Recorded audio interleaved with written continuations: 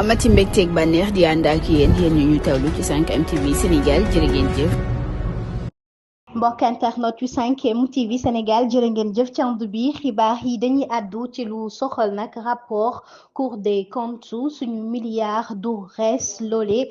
patriote yi ñoo ko xamle ñu ni kon doxu ñaxtu la ñuy amal ginnaaw bi ñu fësalee lu tukkee ci rapport bu Cour des comptes mu mel ni Dakar kon rek fii ñu ngi waajal kon ñaar fukki fan ak benn ci weeru février ci ñetti waxtu bu jotee kon dinañu amal doxu ñaxtu bu rëy lañ cay wax nag mooy suñu milliard du rees ndax loolee ñu ni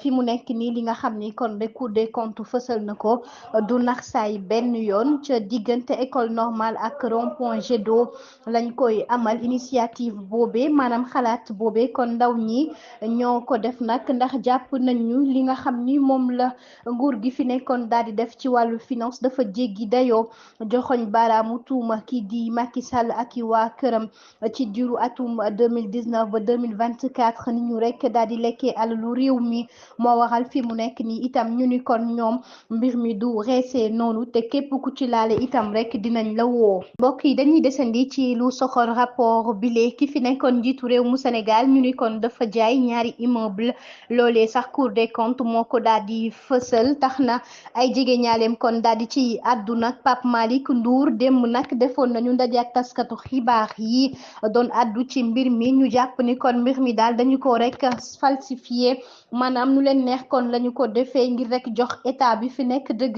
loolee la jàppee mbir mi mu jàpp itam ni kon état bi la ñu bëgg def fi mu nekk nii kay du leen rek arrangé moo waral kon ñu jàpp sukkandiku ci li nga xam ni kon rek moom la ñu fësal ni ci rapport yi mu jàpp kon ni rapport yi daal nu leen neex lañu ko defee ginnaaw li nga xam ni teg nañu ko moom Pape Malick Ndour ak ñi mu àndal kon ànduñu benn yoon ci yile rapport ginnaaw lañ ca génnee ña nga yoo askan wi ngir nag ñu liiraat ko xool ko bu baax xam ni la ñuy wax lépp nag ci gouvernement bi fi nekk moomee rek la ñu bëgg yëkkati wala itam rek tilimal ñi nga xam ni ñoo fi nekkoon. borom njurul dana faj 15 maladies dana faj yow mi nga xam dafa néew kattan sa awra di dellu ak ndoxam siti ak hémorroïde ak ballonnement ak diabète ak tension ak prostate ak infection ak bëdi lëndëm biir buy metti estomac insomnie sinusite 15 maladies dina ko faj bu dee pommade bi dana defar ki nga xam ne awraam